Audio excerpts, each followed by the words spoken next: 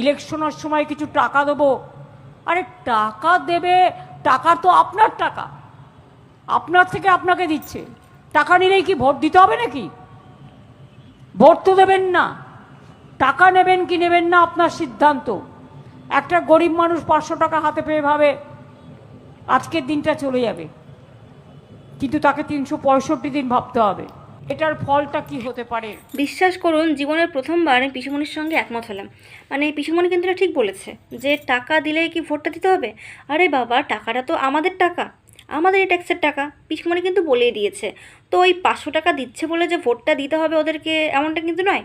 দেখুন, 500 টাকা দিচ্ছে বলে 500 টাকা তো আমাদের একদিন চলে যাবে, কিন্তু আমাদেরকে তো ভাবতে হবে, তাই না? 365 দিন আমাদের কী করে চলবে? তাই টাকা দিচ্ছে বলে যাতে ভোট ভোট দিতে হবে এমন কিন্তু কোনো কথা নেই। আর পিসিমণি তো বলেই দিয়েছে যে টাকাটা তো আমাদের টাকা, টাকা দিচ্ছে নাও, কিন্তু ভোটটা ভেবে চিনতে দাও।